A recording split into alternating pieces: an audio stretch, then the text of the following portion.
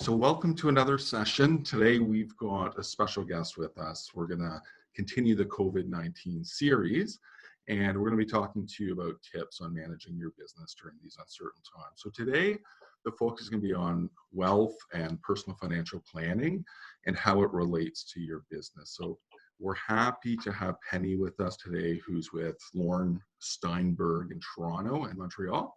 So welcome for joining us, Penny. Well, thanks for having me, Jim. Happy to be here. Great. I see you're self-isolating, which is important.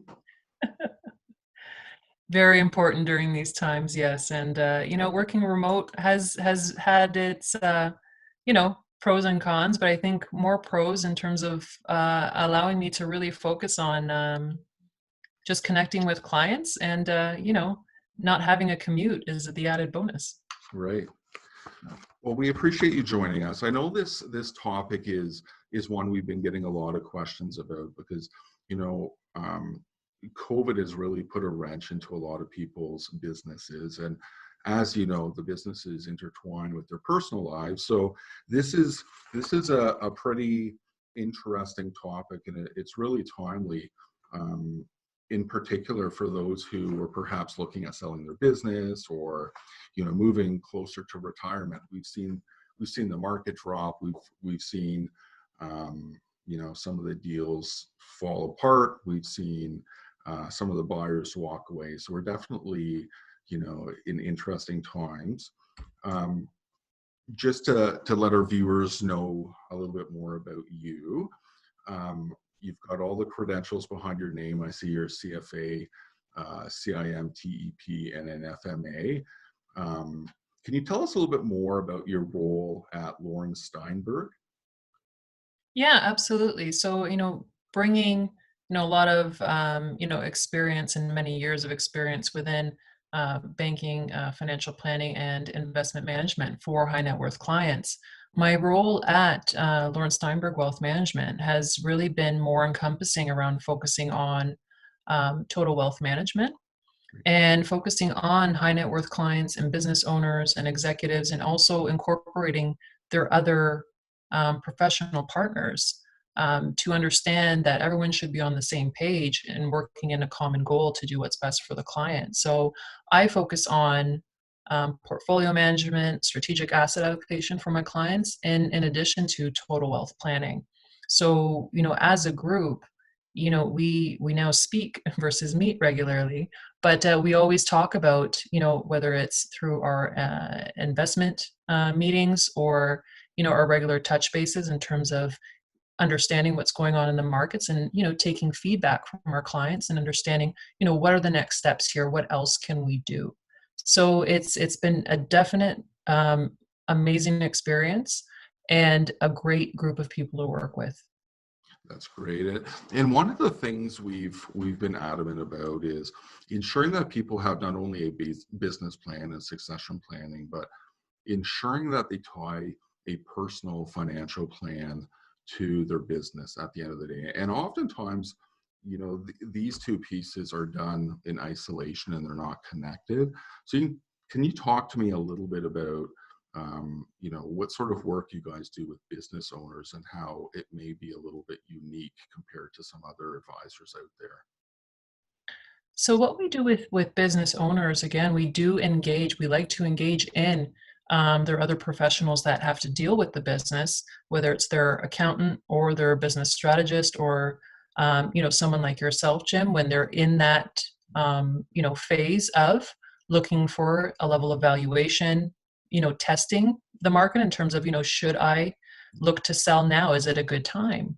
So we look at all of that and really focus then in on the personal side, how, does your personal plan, how much of that needs to mirror the business plan for it all to make sense?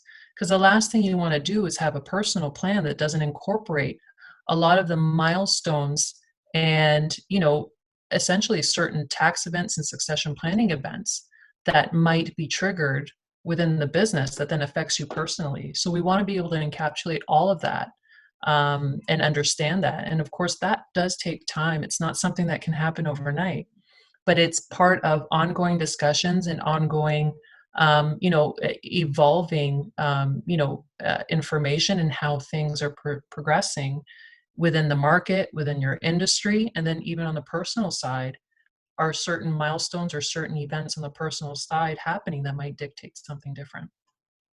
And I can see the relevance being significant, especially at a time like right now. The key word or buzzword of the day is COVID-19. So just to touch on that, um, how, I guess, has this pandemic affected individuals? Because I know we were speaking a little bit earlier before we started the video, and we talked about businesses and how a lot of advice out there is for them to increase the frequency of their strat planning and to do assessments regularly. Can you speak a little bit about COVID-19, how it's affected some of the clients, and what sort of things one would need to look at this point in time? Absolutely. So I mean, COVID-19 is another market event, life event, global event that ultimately will change certain levels of how we view things moving forward. But also from a historic perspective, I mean, every few years or every decade, every couple of decades, we do have some kind of significant event that does start altering or essentially evolving what we do and how we perceive the markets and how we adjust as humans, right? In terms of how we live our lives and what we value. So in terms of this specifically, from a business owner's perspective, I mean, if you're near, that time frame where you think I'm ready to start, changing my phasing into retirement or phasing into the next strategy and the next phase of what my life plan looks like. You really do need to take into account what the current environment looks like, including the industry that you're in and how that's specifically affecting you, how it's affecting you on the personal side, and looking at your portfolio and saying, okay, this is where we're at. Now, what do we know today in order to position ourselves from either a defensive or opportunistic perspective? And then having that long-term view of understanding how do these tactical shifts right now fit into the long-term plan of a strategic asset allocation or just strategic planning in general, where it's encompassing things that certain milestones and goals and triggers that need to happen with the business to then start the domino effect of now what needs to happen to the personal plan. So would you guys be working with individuals, business owners, looking at some of the government programs out there for business owners and sitting down and saying, hey, does this make sense for you guys to leverage this? Is it worthwhile? Perhaps they've got their own personal portfolio, have got a strong balance sheet. Is that something that you guys would do with your clients? We would definitely work with them and their accountant and understanding if they've got a business advisor or a business consultant in terms of, really understanding what their day-to-day operations look like, how they're impacted from that perspective, and whether or not does it make sense to have those government programs. Does it make sense to exercise those? What are some of the longer term restrictions or impact on your business by taking it? And also, does it make sense if you're nearing the sale of the business or packaging it off to transition to a buyer? What does that look like on your personal side? So often business owners in the beginning of their life cycle of for their business, they put in a lot of seed capital, their own personal income and wealth to start that business. So you are left with a decision at this current point of, does it make sense to try to find lending or try to take on these government programs to help, keep me afloat until my next, decision of what we do? Or does it make sense if you, depending on your personal circumstance and level of wealth, does it make sense to just do a personal, injection of your own capital back into the business, whether it's a short term, or a longer term perspective?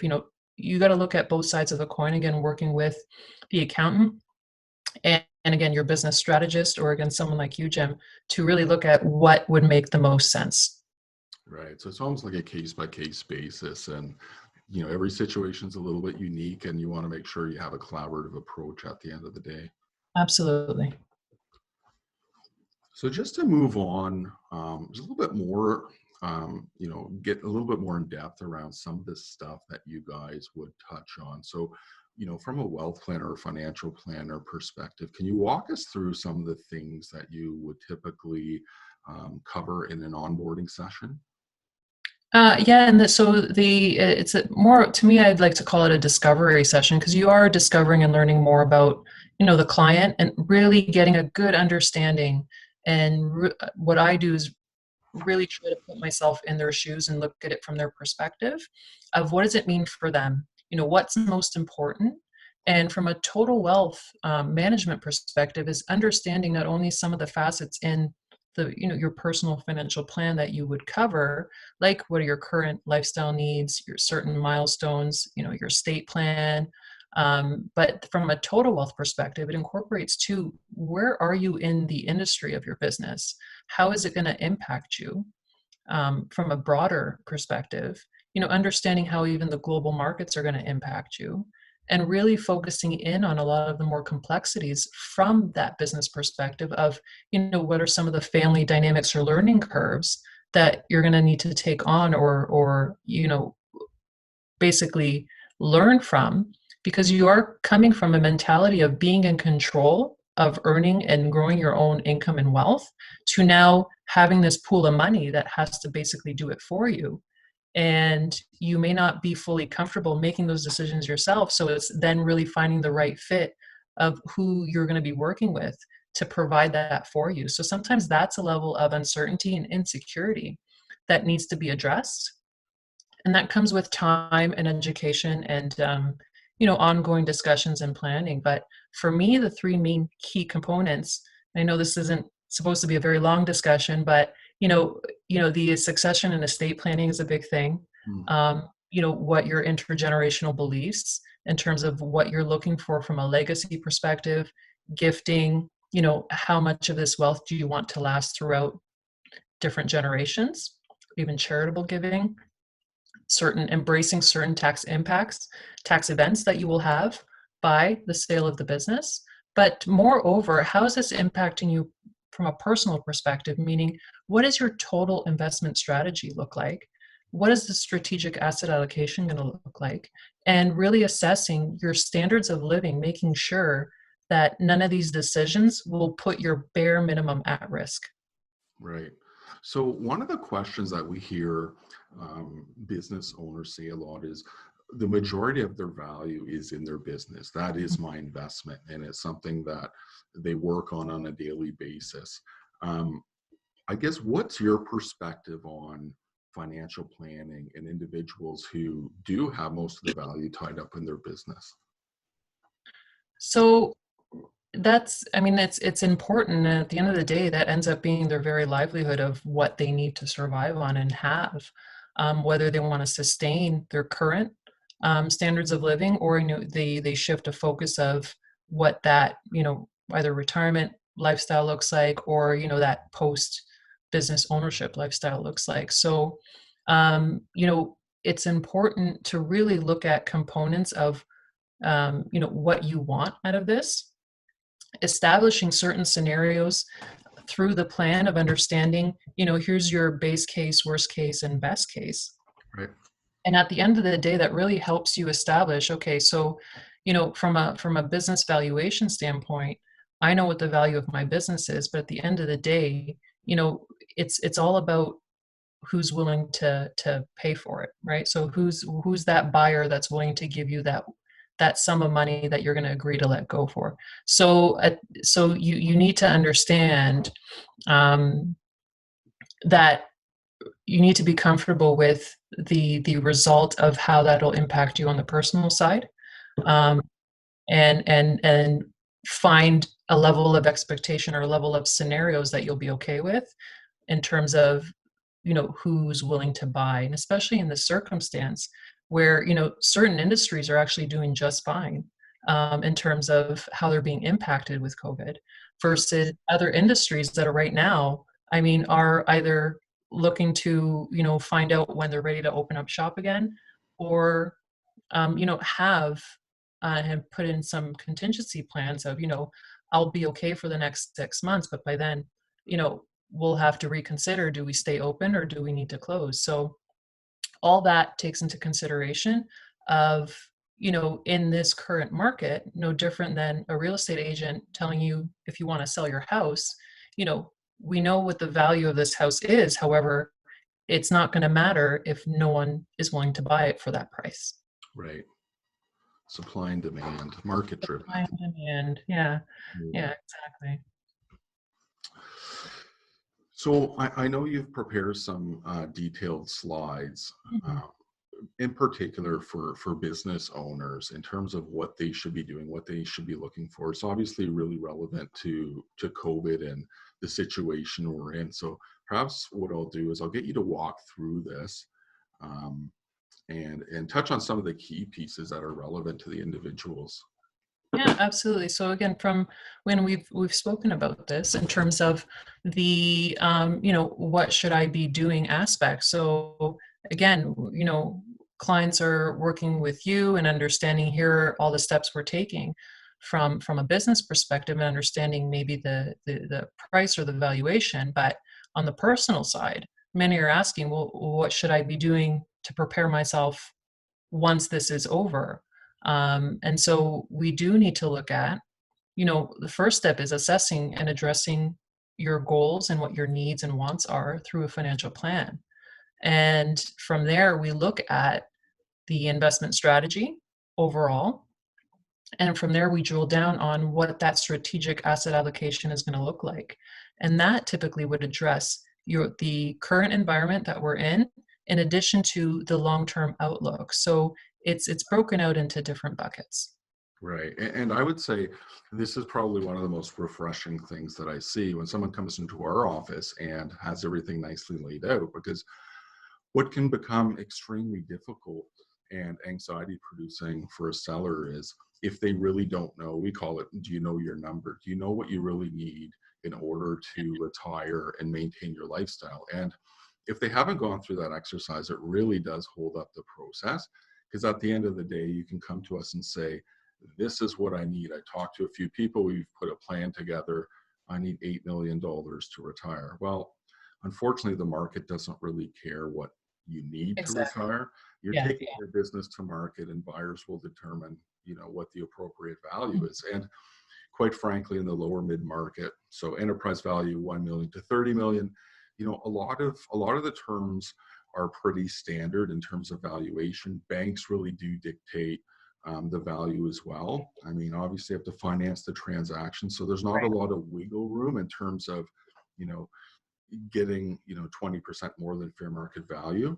So when we see someone come to the table and say, hey, listen, I know what my personal needs are, I have an idea of what my business is worth, it definitely makes our life easier, because we know they've thought it through and it's not going to be an afterthought.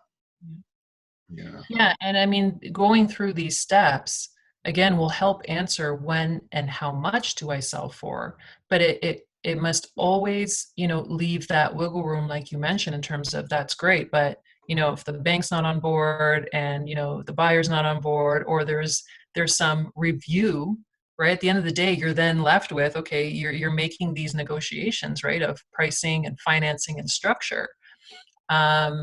So to me, it's very prudent, and it would be very responsible to put together a plan that's showing you your bare minimum, because anything above that is fantastic. But I think it's misleading to have a plan that's going to show you a very rosy outcome, and then you're left with this, higher amount or even a level of premium built into what you think you can sell your business for in order for all of these other things to transpire. Whereas I think to have a more real understanding of especially this current environment, and have your level of expectation be, I'm okay with this bare minimum. I'm okay with this to survive and be just fine. I think that's the starting point of the number. And then from there, I think you'll find, even from a business owner's perspective, they'll be more willing to understand certain, challenges in this current environment that might take place with, again, the bank coming back going, we're not going to structure the deal this way. Here's how we're going to do it. Or from a buyer's perspective, if they're, asking that they want maybe performance pricing in place for the last 3 years, whether it's a lump sum and then for the last 3 years, that price will be dictated based on performance. Well, we don't know how long this COVID and slowdown of businesses will last for. So you don't want to be in a position where you're agreeing to some kind of performance payment where that might not transpire to something fruitful for you down the road. So I think having just that expectation of what's my bare minimum amount that I'm okay with will help with understanding and understanding the current environment of setting that expectation and really working with you and the other parties involved to come up with a number that satisfies everyone. And if not, you look at it, okay, can I afford to wait? Right. And I think it's extremely valuable to come to the table prepared and have flexibility, because what we're finding too is people who have done the planning on the tax side, the personal financial planning, and have an awareness of where they're at, oftentimes they can better dictate the structure of the deal.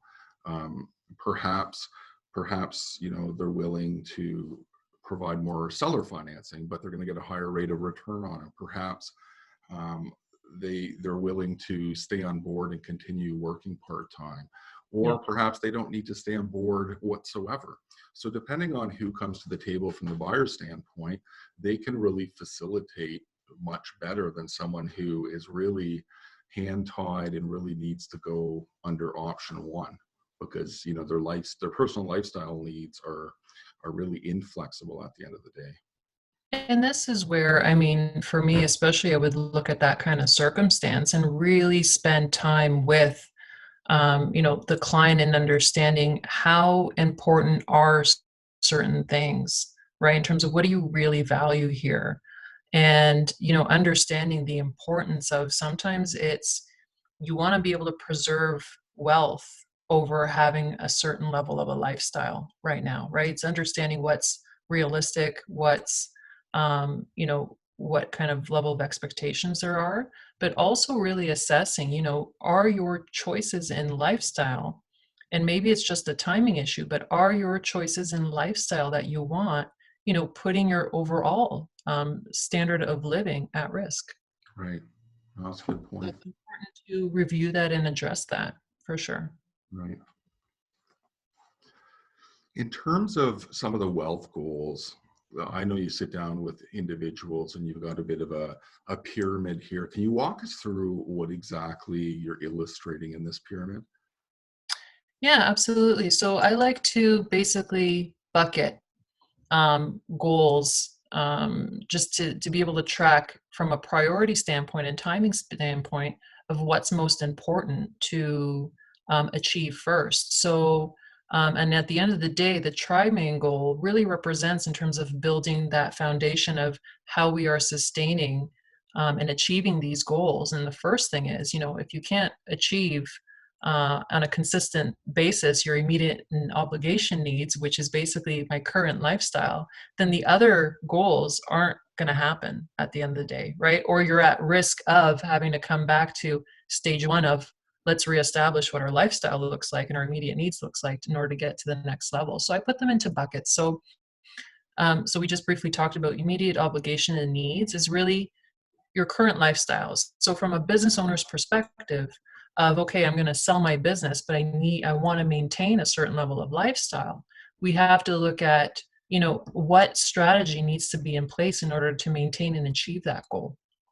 And the second piece to that is assessing your priorities, desires, and beliefs. And that really speaks to, again, from a higher level, what do you value from either a philanthropic perspective or, again, gifting or just how you want to live your life.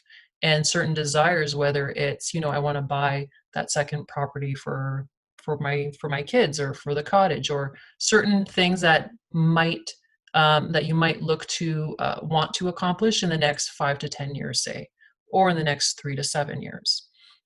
So we break them down that way. And at the end of the day, I mean, the top of the pyramid there is aspirations, meaning, you know, I want to be able to do all these things and still achieve, you know, my wishes and desires through either the estate plan of, you know, making sure guaranteeing my kids get that $1 million each, or it's, you know, I want to be able to commit, you know, a certain amount to these, you know, charities or anything like that, where we're building on top of one another to make sure that all these goals are being achieved in a responsible way. And again, just going back to my previous example, I mean, we light up when we see planning done at this level because, again, it provides the seller with flexibility. I heard a stat recently from the BDC that less than 50% of businesses are now being passed down to the next generation. And Mm. the justification for a lot of this, and this is what, you know, a lot of the sellers are telling us, is I can't afford to pass the business over to the son. He's working in the business, but unfortunately, if I give him the business, I can't afford to retire. And so there's a bit of a conflict. And I think for a lot of individuals, had they done the planning and had they identified that their aspiration or even priority is really handing the business off, perhaps 20 years back, they would have started planning for it. And, you know, when they get to that critical moment, they have options and they can decide whether or not it's appropriate. Yeah, no, absolutely. And again, it's important to have ongoing discussions about the plan and having someone really be tuned into what's important to you, and, you know, having the regular conversations of, you know, being a part of or understanding what these next milestones look like, or having someone be very in tune with understanding maybe you're giving them some piece of information that, from my perspective, I'm going to look at and go, well, wait a minute, if this continues, this might be, you know, an issue in terms of knowing what your other goals are, or how this could actually be a detriment to your overall plan. So let's address it now and figure out what we need to do, versus wait until it happens. And, you know, there's not a whole lot you can do, you know, once it's happened. So, you know, it's very important to look at these things and construct something that's going to satisfy both your short-term needs, but also, you know, monitoring and reviewing it so you're making sure you're still on track for all these other goals. Right. Is there, you know, a typical age or an ideal age when you'd want to get something like this kicked off? Because oftentimes we hear certain advisors have minimum investment criteria, and perhaps it deters some of the business owners who are tying up most of the value in their business, or perhaps some youngsters who, you know, just haven't accumulated a lot of wealth. Well, we look at where the opportunities lie in terms of, and you know, where how you're progressing. So, I mean, to me, there's no fixed age that we need to look at. But in terms of, I would say it's all driven by over time. I think your plan becomes a little more complex. So in the beginning, your early 20s, early 30s, you probably just have an idea of what your main few goals are to get you to the next level. And so it typically isn't too complex. Right. And that's okay, because you don't need to throw in all these other hypotheticals that are 20, 30 years down the road that have no bearing essentially on what's important right now. Right. So, so I always tell clients in terms of the financial planning, it's great that it can project 30 years out, but let's just look at these first 5 years, right? And then we revise and revisit. But I think the first 5 years will give you a more accurate depiction of what can be versus, you know, you're going to have 100 million in 30 years should, you know, all these things fall into place and everything goes up in a straight line. That's not realistic. So if you haven't gathered by now, I'm a realist, and I will, you know, bring people and anchor them back to earth Right. about what's happening and and what we can do together to, you know, achieve these goals in a you know, realistic fashion. And that makes sense. I mean, you got to keep people grounded at the end of the day, and You you know do. that's where the value is. If you know you're trending along with them, but you're not even meeting the targets. What is the point at the end of the day? So I can appreciate how difficult some of these conversations may be if perhaps they've got all the aspirations in the world, but it doesn't tie to reality. Yeah, and sometimes it's a matter of having several conversations, right, to kind of keep, touching on it and reviewing it until they start understanding that they have to reassess their expectations. And that's fine, but at the end of the day, we want to do it to the benefit of the client and not get frustrated with, well, why aren't they listening to me, after one discussion. That's okay. It takes time to regroup and recalibrate your own thinking of, well, this was my journey, this is what I wanted to do. I've had that even for myself, going, it's hard for a self-realization to happen, to Mm. really accept what's going on. But I think once you have that level of acceptance and you're able to approach obstacles with, instead of frustration and stress that compounds, you just go, okay, well, this is what it is. So what needs to happen next? So I think we had that perspective and that attitude, things move along quite better. And I think it reduces the level of stress and anxiety of trying to fight with, this is what I want, versus acknowledging all the other moving parts that, might steer you in a different direction. Right. And even with COVID, that's probably the right attitude to have is, listen, this is the current state. It is what it is. Perhaps my expectation was X. Maybe you need to regroup and rethink a few things, but continue putting one foot in front of the other and work toward a revised plan at the end of the day. Yeah, and for me, I mean, the goal is to really instill confidence to be comfortable in any situation that you're in. So it's important to just be grounded, not only with yourself, but have people around you that'll help anchor you through the chaos. Right. Oh, it's a good point. I mean, having a good support team is half the battle, I guess, at the end of the day. Yeah, it really is. I know there's a lot of talk about different investment styles. In fact, right now, the people who tend to reach out to us looking for businesses, they like to quote Warren Buffett and talk about, hey, now's the time to look for opportunities. We've been keeping our cash on the sidelines, and are there any great business opportunities out there? Can you talk to us what your investment strategy is at the end of the day? Well, it is, and in our investment strategy, from a big picture perspective, is that of a value investor. And that, I don't want to pigeonhole that term to be fully just Warren Buffett or someone that's buying deep discounted companies. At the end of the day, we look at value and we look at good companies. So we wait to see opportunities that are for really good companies, that basically become priced at a discount. But long term, no different than a buyer looking at this business owner looking to maybe buy this business right now. You're going to look at, okay, well, are the financial balance sheets strong? Have they been able to weather this storm? Are they over leveraged? Do they have enough cash flow to support these headwinds that are coming?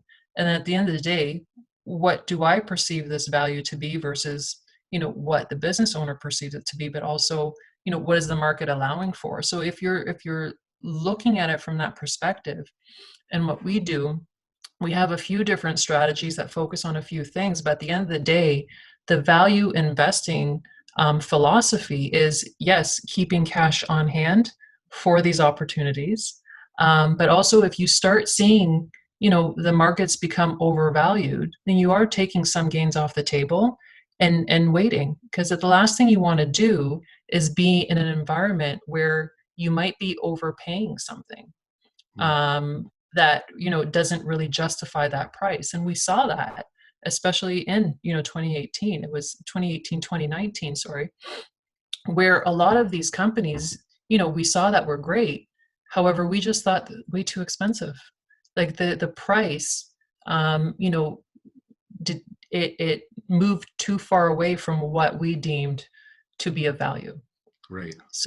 So it sometimes you get a little flack for holding some cash on the sidelines in an up market like that, because it does put a little bit of a drag on performance, but you definitely are well prepared when the markets are coming off and you've got that dry powder to then deploy in opportunistic markets.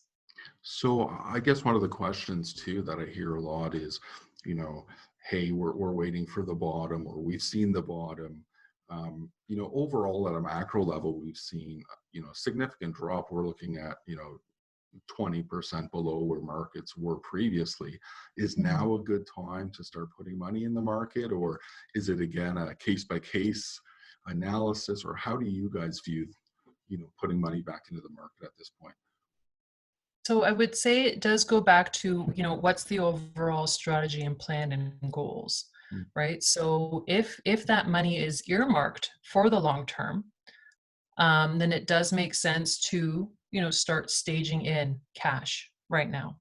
And really paying attention and being patient with the opportunities that come up that dictate and would be beneficial to be in the markets for the long term.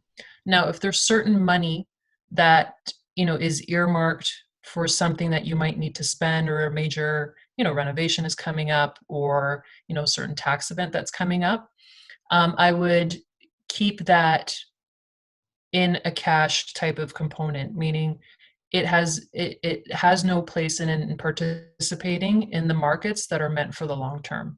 So to say or have someone suggest that, okay, well, the markets are beaten up right now, let's throw it all in there, and in a year, 18 months time, I'm going to get my 15-20% because I feel like everything's going to bounce back right away.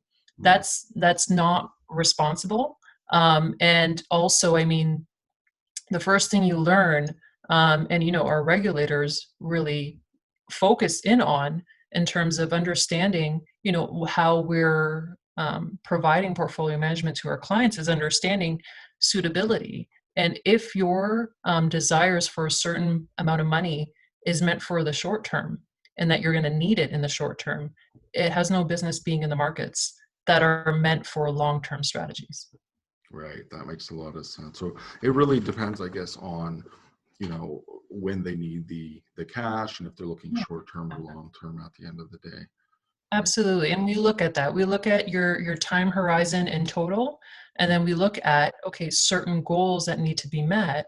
You know, how long do we have for each strategy to be deployed or start working for you? So, the portfolio management perspective of it and total investment management perspective of it does take into account all these factors. And that's where I say a lot of the time, if you're starting with just a big pool of money going, okay, well, what do I do with this? Um, you know, the longer term goals, yeah, I mean, you start staging in that investment strategy, and the ones that are meant for the short term, we're keeping it within certain cash components, because it doesn't add value to try to earn a higher level of return if leaving it in cash is meeting your bare minimum return. Right. I've heard speculation, the word speculation be used before. I'm assuming that you Yeah, guys we are not speculate. speculators by any means. No. Now, one of the questions that we've already touched on to a certain degree is how much do I sell for? Can you explain a little bit about what you mean by this? Absolutely. So, in this really speaks to this current environment of how much do I sell for. So, again, as a business owner and understanding where you are in your own industry, if this environment for you right now, is still a pretty fruitful one. So I know some industries are actually doing quite well during this time, and that typically is certain, what we call it in defensive side. So they're consumer staples, or excavating companies, things like that, where they're doing just fine, and it's not really affecting them too much. We look at, in this environment, how much do you sell for, means, what's that price that makes sense. So, to me, it's, if you're not going to have a lot of buyers knocking on your door, then again, it comes back to knowing what is your bare minimum that you're willing to sell for, and understanding that. So, I talk about the example of, again, in real estate, you want to sell your home in this current environment. Your agent is going to adjust your expectations and really look at, yeah, we know what the value of the home is, but it's only going to be worth what the buyer's willing to buy it for and what you're willing to sell it for. So again, it's more supply and demand.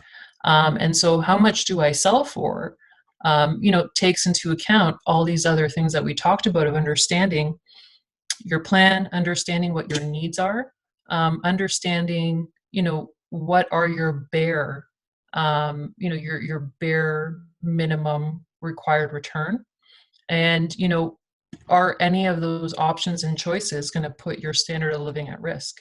So it's important to just understand what that amount looks like, and that'll drive up and dictate and work with you as well in terms of, the level of expectation of putting together the buy-sell agreement and understanding all the other parties involved from, the bank side, the buyer side, and how that all gets structured. But how much do I sell for is really knowing and understanding the current environment and, not expecting a premium on the price right now. Right. And I think that sums up what we're seeing too. It's really case by case. Some industries are in a very different situation than others. And we've been told by various chartered banks that they continue to fund transactions. It needs to make sense. If the industry still continues to function, there's no indication that, that service or product is going away. There's no reason for it not to continue to move forward. However, if your business is currently shut down, and you don't know what the new normal is going to be, and you're in one of those uncertain industries, you're right, going to market right now, just it's going to be a very tough sell. And I think what you'll find is the people who are searching for value investments are going to be looking to purchase at a discount. They're going to be looking for a certain amount of distress. So and that's at the end of the day, I think that's what you want to avoid, is being in an environment or being in a situation where you're selling from a distressed perspective, right? Now, some things you can't always control, but having the first life event that I've experienced at the age of 9 was my father passed away intestate, and he was a business owner. So meaning he passed away without a will or any kind of estate plan. And at the time, I mean, it was a over leveraged operation. There's a lot of things that happened in between that, at the end of the day, it forced the business to be sold in a distressed situation, which also included the family home. So it's a situation you don't want to be in. It does have long-term repercussions and effects that ultimately change the very direction of your financial plan and your personal journey. So I mean, at the end of the day, you really want to look at what you value most, and you absolutely want to avoid being in a situation where you have to sell under a distressed circumstance. Right. And that's great advice. I think, your prior slides really indicate if you are planning prudently, you've got the control of when to go to market, and you've got the control over whether or not you feel comfortable selling. And the last thing you want to do is give away value of your business when you don't need to. Exactly. So I can definitely appreciate that.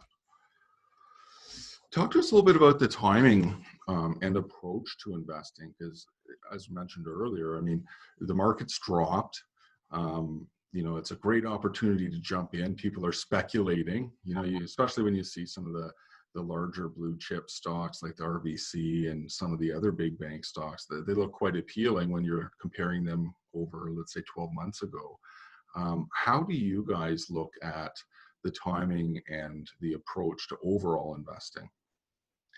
Well, at the end of the day, I mean, you're either too early or too late. So I think you can't measure and gauge yourself on how your decision has panned out in the next 5 days or a week. I think it's very much being comfortable and you're making a decision that's ultimately going to show you the best results in 3 to 5 years' time, right? So again, the decisions that you're making should be based on the long-term results you're trying to achieve.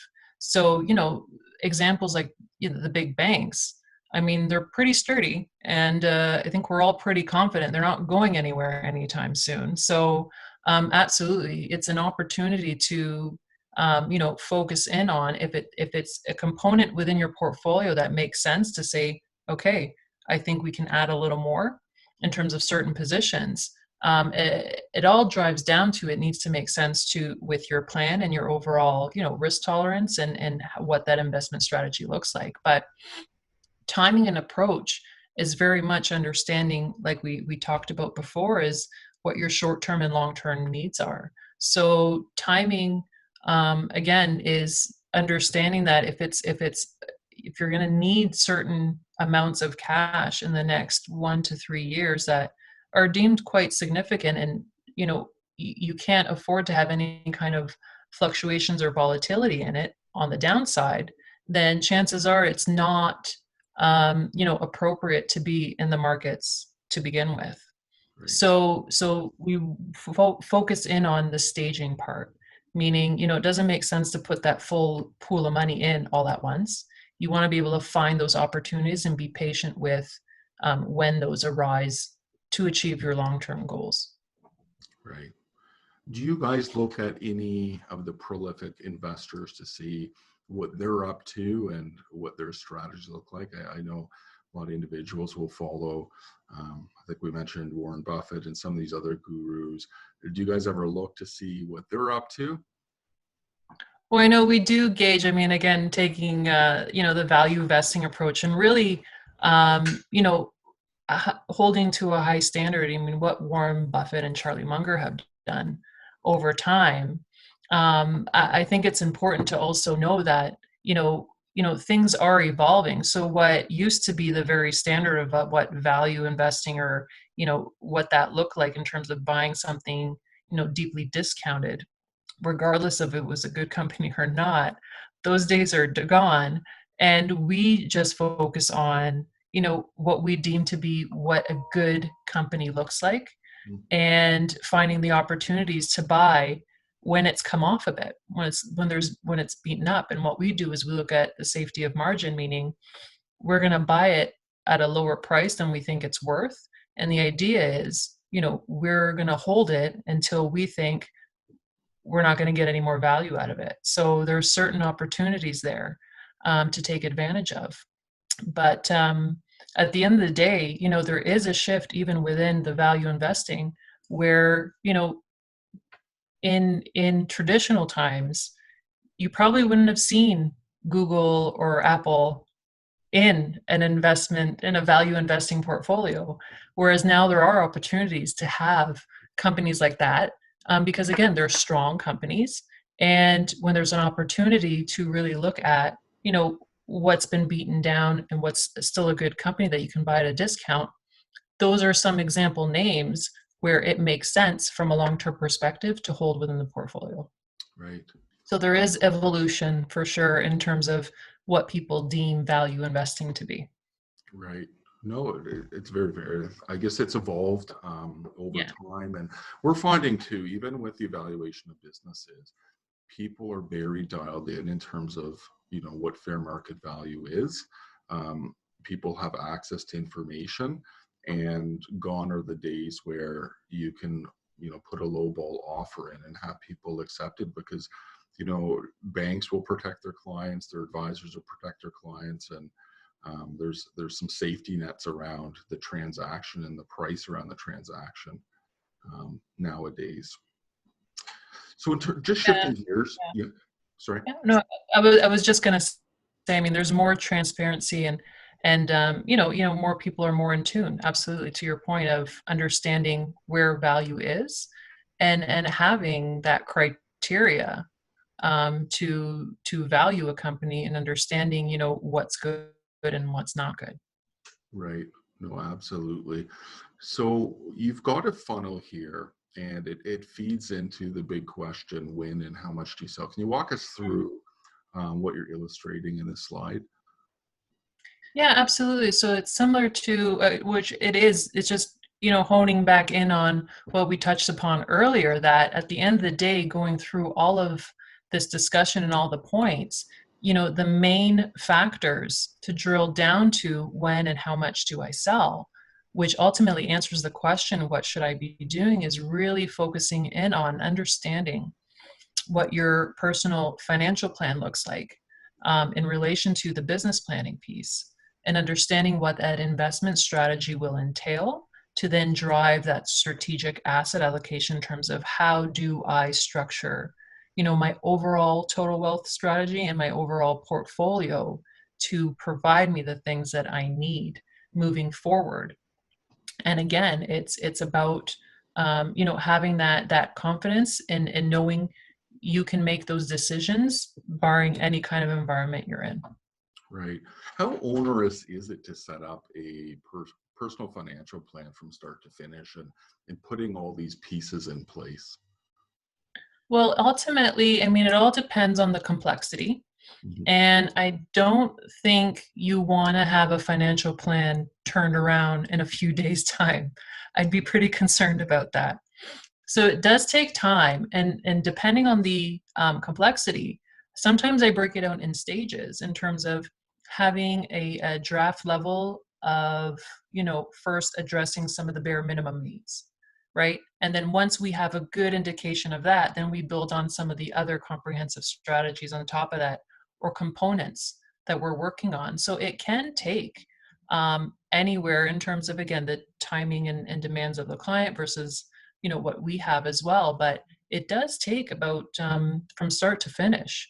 It can take anywhere from 6 weeks to maybe 3 months, depending on the information, the timing of the availability of the information. And then again, it's reviewing it and readdressing it as we go, because you are working with a lot of hypotheticals and assumptions until things start really coming into fruition with then you're plugging in some real numbers that which at the end of the day ultimately ends up being how much have I sold for, and Right. then what does that really mean to the plan and the reality of how this can work out. So just on the psychology side, I read a statistic recently from the Institute of Stress in the U.S. I know it's who would believe there's an Institute of Stress, but there is an Institute of Stress, See and this gray hair? Trust me. you've seen the website before. So number 10 on their list is Yeah. actually selling your business. It's a very stressful event, and when they talk about mitigating the level of stress through the sale of your business, what they're saying is if you have a financial plan in place and you've prepared prudently and finance is really not a significant stressor, the experience is much more fruitful, and you know at the end of the day the stress meter is much lower. How do Right. you find clients feel after you spend 3 months, 6 weeks putting together a plan? Do you find that there's a correlation between stress and putting this plan together for them? Absolutely. I mean, there's a certain level of clarity and confidence that comes out of it Mm. that they're prepared for the next stage and the next steps. And they're also prepared when we have ongoing discussions and we do start investing a good chunk of this into the market. They're prepared for some of the short-term volatility that we've talked about. And at the end of the day, what anchors them is they understand that longer term, you're paying me this sum of money, or I'm able to live off of this, certain, amount and sustain a certain level of lifestyle, and I'll be okay. And, going through these market cycles, at the end of the day, they build that confidence and understanding that, there's opportunities here when we can make some tactical shifts. But it does for sure just give them that clarity that they can see what the down the road looks like, right? And they can help navigate some of these obstacles that might come up in between, and basically have that readiness and be prepared for what might come next. Right. And I can see, going, like, using business owners as an example. I think oftentimes when you see them put together a business plan or a strat plan, if that's tied into a personal plan, you can just you see that they've really essentially laid everything out nicely. And oftentimes when we see business owners come to us that are extremely organized and have everything in a row, they're very energetic. They know what the next steps need to be, and they're really dictating a lot of the terms. So we can definitely see the benefits. Yeah. Yeah, no, absolutely. And again, at the end of the day, it's, you know, um, driving home the main points of understanding what you're suitable with, right? Your willingness and your ability to take on some risk, or willingness and ability to be flexible at times Right. to make this plan work long term is important. And at the end of the day, I mean, just because you're selling your business, it's an end of one journey, but a new journey is just beginning.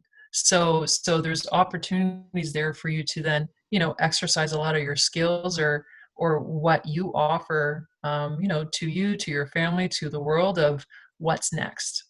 That's right. No, that's a good point. Yeah. So Penny, thanks for joining us.